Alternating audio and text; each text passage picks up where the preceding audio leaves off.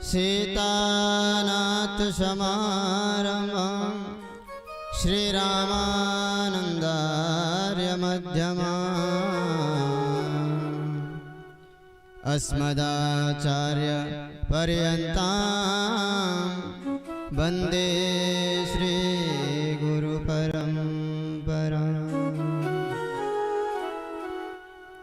भक्ति भक्ति भगवन्त गुरु चतुर्नाम बपु एक, इनके पग वंदन किए सोनासत विघ्न अनेक।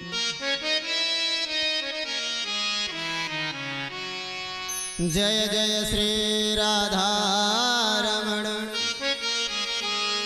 जय जय नवल किशोर,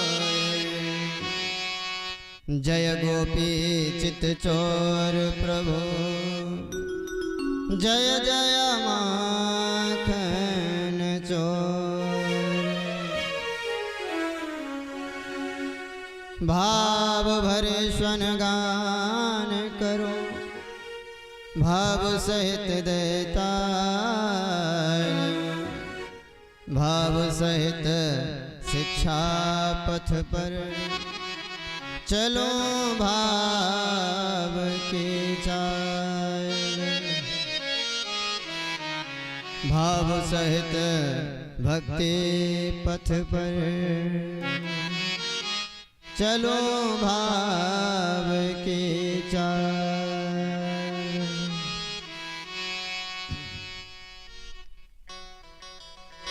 परम मंगलमय परात्पर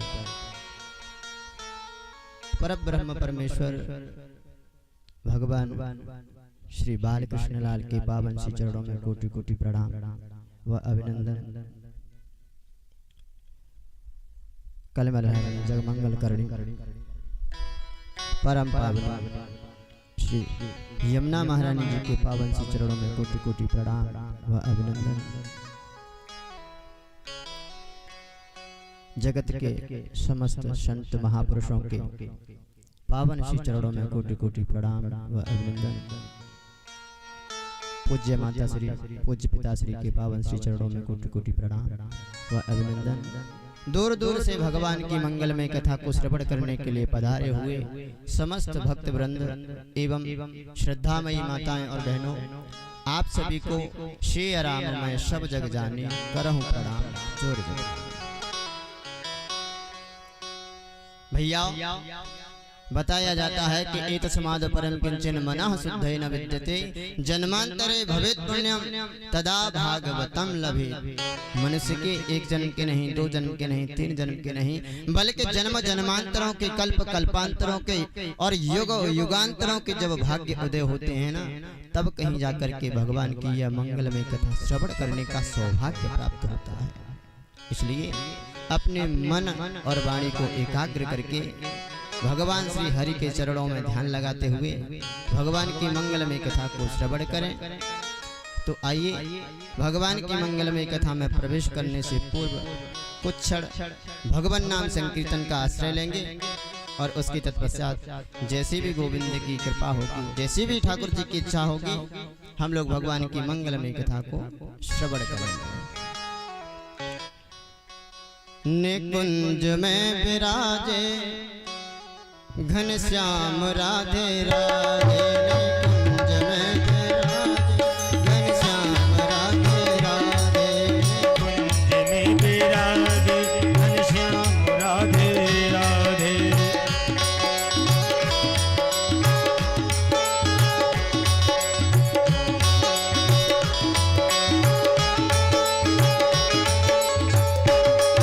निकुंज में विराजे घनश्याम राधे राधे, निकुंज में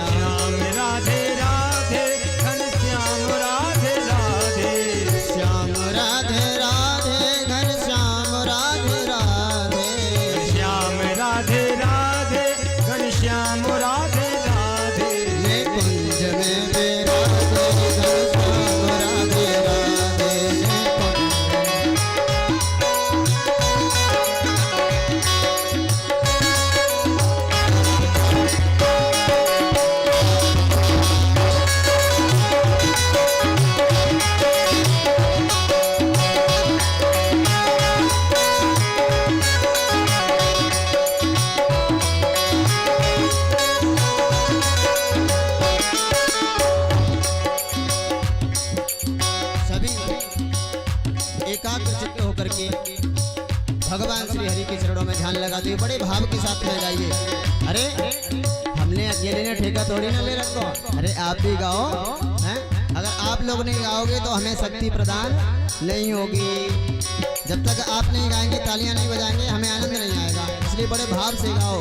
ने कुंज में विराजे घनश्याम राधे राधे, कुंजों में विराजे घनश्याम राधे राधे, कुंज में विराजे घनश्याम राधे राधे।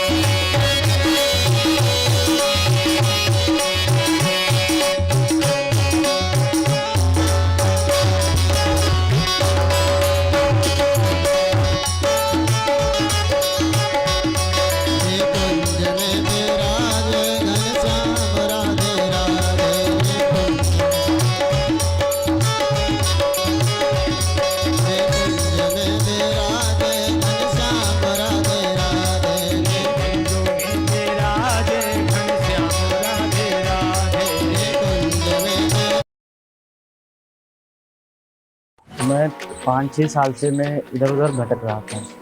मैं सरकारी जॉब के चक्कर में था, बट हमको सरकारी जॉब नहीं मिली। भैया ने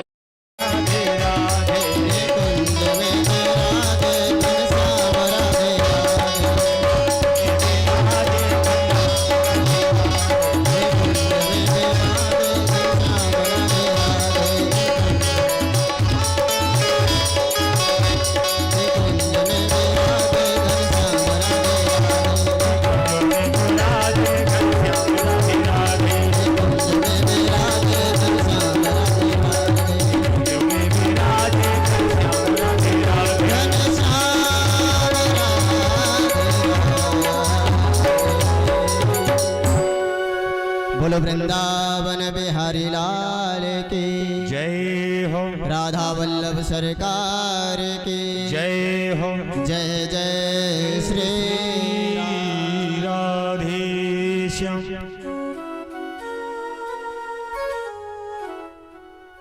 विगत दिवस हम लोगों ने श्रीमद् भागवत जी का महात्म श्रवण किया। क्या श्रवण किया था? मैया बड़े ध्यान से श्रवण करो, क्योंकि मैंने कल भी बताया था और आज भी बता रहा हूँ और बार बार 7 दिन तक जब तक रहूंगा बताते ही रहूंगा। मुझे तो लगता है कि जीवन जब तक रहेगा बताते ही रहूंगा कि मनुष्य के जब करोड़ों जन्मों के भाग्य उदय होते हैं ना, तब कहीं जा करके यह भगवान की मंगलमय कथा श्रवण करने का सौभाग्य मिलता है। और आप लोग तो बड़े सौभाग्यशाली हो हैं, इसलिए बड़े प्रेम से और श्रद्धा के साथ में कथा को श्रवण करो। कल हम लोगों ने श्रीमद् भागवत का महात्मा श्रवण किया था, जिसमें से कुछ महात्मा शेष बचा हुआ था। आज हम लोग वहां से कथा को श्रवण करेंगे। जब महाराज सनत कुमार जी नारद जी को सप्ताह श्रवण की कथा श्रवण करा रहे थे, तो उस समय महाराज नारद जी ने सनत कुमारों से प्रश्न किया और कहा कि भैया आपने ये कथा की बड़ी महिमा बताई, लेकिन हमें कृपया करके ये बता दीजिए कि के विशुद्धन्ति बदन्ति मह्यम। भला इस भागवत की कथा को श्रवण करके कैसे कैसे पापी तर जाते हैं, कृपा करके हमें बताइए। इस भागवत की कथा को श्रवण करके कैसे कैसे पापी तर जाते हैं। तो सनत कुमार जी कहते हैं, ये मानवा पापकृतस्तु सर्वदा सदा दुराचार रता विमार्गगा क्रोधाग्निदग्धा कुटिलाश्च कामिना सप्ताहयज्ञेन कलौ पुनन्ति ते। भैया जो मनुष्य सदा सर्वदा पाप कर्म करता रहता है, जो क्रोधी है, कुटिल है, कामी है, ऐसे महापापियों को भी यह श्रीमद् भागवत की कथा तार देती है। इसके संदर्भ में मैं आप लोगों को एक पुरातन इतिहास श्रवण कराता हूँ। सावधान होकर के श्रवण करो, जिसका नाम है महाराज गोकर्णो उपाख्यान।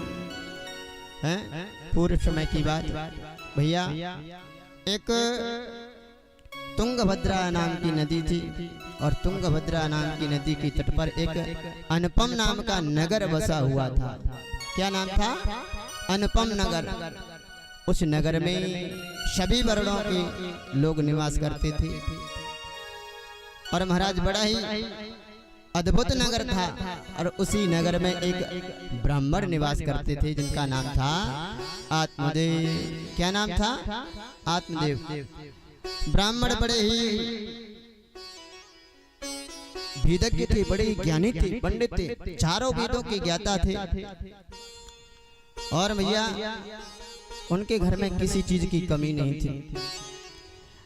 जब ब्राह्मण देव इतने तेजस्वी थे कि महाराज जब वो चलते थे ना, तो व्यतीत होता था कि साक्षात सूर्य नारायण भगवान चल कर के आ रहे हों, ऐसा व्यतीत होता था।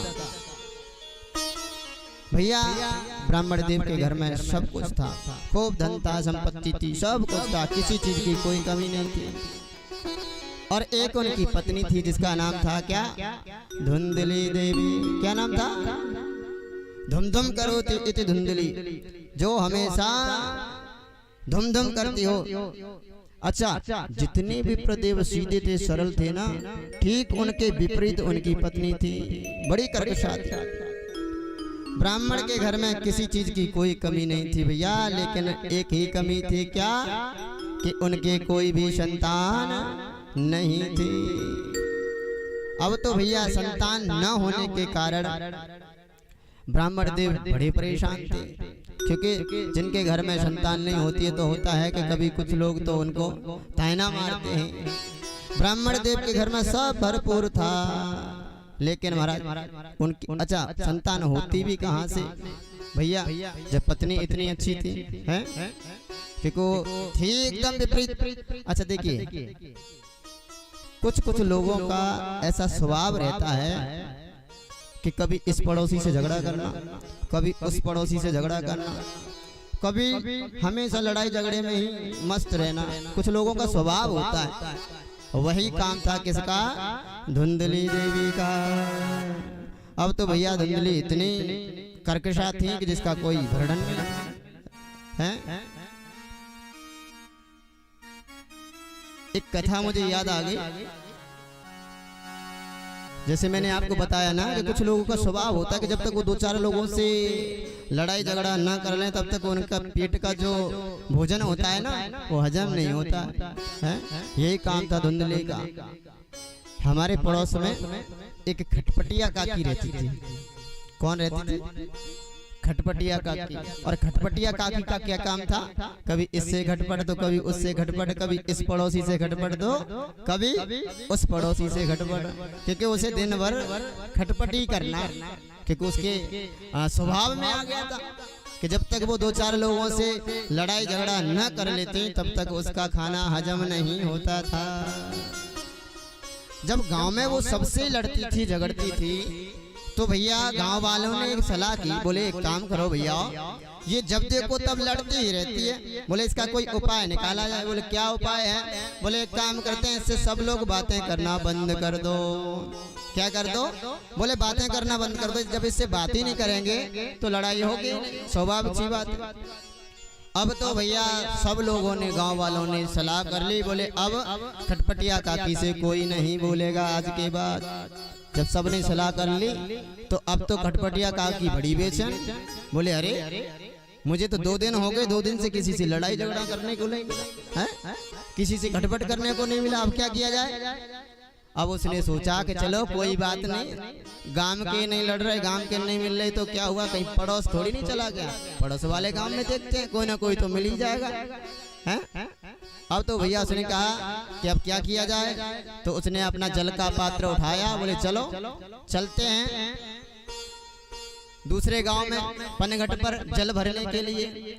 अब तो भैया वो जैसे ही चल दी जल भरने के लिए तो धीरे धीरे धीरे धीरे चली जा रही थी और देखा कि पीछे से 2 माताएं आ रही थी। कौन आ रही थी? 2 माताएं।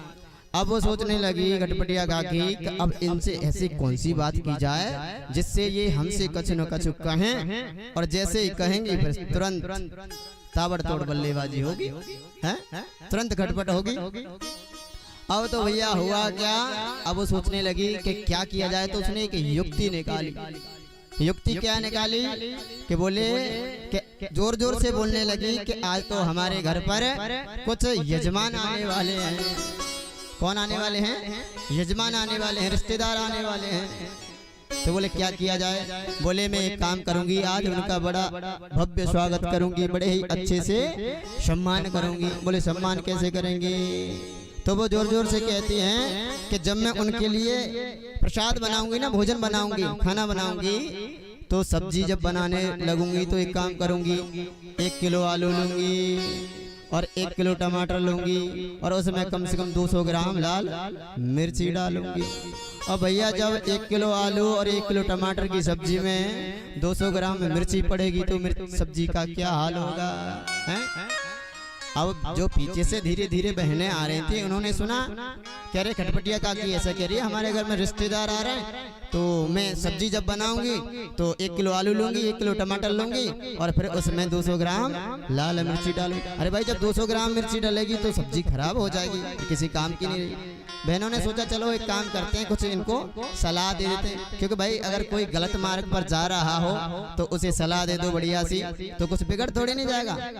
उन्होंने सोचा चलो दे देते हैं सलाह, पर मन में आया अरे चलो छोड़ो क्या करना हमें, हैं? चल फिर चल रहे। बोले अब तो खटपटिया काकी ने कहा रे बड़ी विलक्षण बात, इन्होंने तो मुझसे कुछ भी नहीं कहा। अब तो खटपटिया काकी फिर से बोली अब जब मैं पूड़ियाँ बनाऊंगी, आटा लगाऊंगी तो क्या करूंगी? बोले 1 किलो आटा लूंगी और उसमें 2 किलो पानी डालूंगी। 1 किलो आटा लूंगी और उसमें 2 किलो पानी डालूंगी। अब तो उन बहनों से नहीं रहा गया, तो उन्होंने कहा अरे बहन अगर तो 1 किलो आटे में 2 किलो पानी डालेगी तो सारा आटा ही खराब हो जाएगा। जैसे ही इतना कहा तो खटपटिया बोली अरे मेरे रिश्तेदार, मेरे यजमान, चाहे मैं 1 किलो डालूं चाहे 2 किलो डालूं, तुझे क्या लेना, तो कहने का अभिप्राय ये है कि चाहे भैया कुछ लोगों की ऐसी वृत्ति होती है कि जब तक वो 2-4 लोगों से खटपट ना कर लें तब तक उनका खाना हजम नहीं होता है। बोलो वृंदावन बिहारी लाल की। यही वृत्ति थी किसकी? धुंधली देवी की। वो हमेशा कभी किसी से लड़ाई झगड़ा करती ही रहती थी। अब तो महाराज एक दिन आत्मदेव ब्राह्मण पुत्र ना होने के कारण दुखी होते हुए बहुत दुखी था। एक दिन महाराज घर छोड़ करके और वन के लिए प्राण त्यागने के लिए निकल पड़ा। महाराज जब वन के लिए निकल पड़ा तो वन में जा रहा था। जाते जाते चलते चलते महाराज थक गया। टीका टीक दोपहरी पड़ रही थी। बेचारा भूख और प्यास से व्याकुल था। जब वन में पहुंचा तो देखा एक सुंदर सा तालाब है। तालाब के किनारे पहुंचा। तालाब के किनारे जाकर के महाराज आत्मदेव ब्राह्मण ने जलपान किया। जलपान करके अपने मन को शांति प्रदान की और उसके बाद में वह ब्राह्मण उसी तालाब के किनारे बैठ करके और फूट फूट करके रोने लगा। जब महाराज वो रोने लगा तो उसी समय कुछ क्षण बाद एक साधु ब्राह्मण का वहां पर आगमन हुआ। और जैसे ही महाराज संत ने आत्मदेव जी को देखा, करे एक ब्राह्मण बिलक बिलक करके रो रहा। लाओ पूछते हैं क्या बात है, आखिर क्यों रो रहा। देखिए मैंने आपको कल भी बताया था, वैसे भी संतों का हृदय बड़ा नवनीत होता है। कैसा होता है? नवनीत होता है। नवनीत के समान संतों का हृदय होता है। बेचारे पहुंचे जाकर के पूछा, अरे विप्रदेव कथम ब्रह्मणदीनमुखः कथम रोदसी विप्रत्वं काते चिंता बलीयसे वदत्वं सत्वरं मह्यं स्वस्य दुःखस्य कारणम्। अरे विप्रदेव कथम रोदसी विप्रत्वं, आप क्यों रो रहे हो? काते चिंता बलीयसी, आपको ऐसी क्या चिंता है जो आप इतना फूट फूट करके रो रहे हो? वदत्वं सत्वरं मह्यं स्वस्य दुःखस्य कारणम्। अरे शीघ्र ही आप मुझे अपने दुख का कारण बताइए। जब इतना कहा तो विप्रदेव कहते हैं, अरे महाराज मैं अपने पूर्व जन्म के संचित पापों का क्या वर्णन करूं, क्या बताऊं आपको। विप्रदेव ने कहा, साधु ने कहा, अरे महाराज कम से कम बताओ तो सही, आखिर आप इतने दुखी हो और इतनी जोर जोर से रुदन कर रहे हो, आखिर इसका कारण क्या है। जब इतना कहा तो महाराज आत्मदेव कहते हैं, महाराज मेरे घर में कोई संतान नहीं है और मैं जब भी पितरों को जलांजलि देता हूँ तो मेरे पितर गर्म करके उसे प्राप्त करते हैं। और मैं जिस अपने घर में जिस गाय के पालता हूँ वो गाय भी हमेशा बांझ रहती है, कभी बछड़ा नहीं देती है। और इतना ही नहीं महाराज, मैं यदि अपने घर में कोई फल भी लेकर के आता हूँ तो वो भी बहुत जल्दी सड़ जाता है, खराब हो जाता है। और मैं अपने घर में यदि तुलसी भी लगाता हूँ तो तुलसी भी सूख जाती है। मैं एकदम पुत्रहीन हूँ, मेरे घर में कोई संतान नहीं है, इसलिए मैं बड़ा ही दुखी हूँ। जब इतना कहा आत्मदेव जी कहते हैं, महाराज अरे धिग्जीवितं प्रजायिनं धिग्रहं च प्रजां विना धिग्धनं च नपत्यस्य धिक्कुलं संततिं विना। धिक्कार है ऐसी प्रजा को जिसका महाराज जहाँ पर जिस प्रजा में जो पालन करने वाला पोषण करने वाला कोई संतान ही नहीं है। धिग्जीवितं प्रजाहीनम है, धिक्कुलम संततिम बिना, ऐसे कुल को भी धिक्कार है जिस कुल में कोई संतान ना हो। महाराज ऐसे जीवन को भी धिक्कार है। इसलिए मैं यही विचार करके अपने शरीर को त्यागने के लिए जंगल में आया हुआ हूँ। जब इतना कहा तो ब्राह्मण देवता ने देखा, साधु महात्मा ने देखा, अरे और कहा, महाराज आप अपने इस जन्म की बात करते हो, आपके तो 7 जन्मों तक पुत्रो नहीं वचन 7 जन्मों तक तुम्हारे कोई पुत्र नहीं है, तुम एक जन्म की बात करते हो। जब इतना महाराज साधु महात्मा ने कहा, फिर तो आत्मदेव समझ गए, बोले भैया जब इन्होंने ये देख करके बता दिया है कि 7 जन्मों तक कोई पुत्र नहीं है, तो जरूर ये कोई उच्च कोटि के संत हैं, फिर तो ये कुछ भी कर सकते हैं।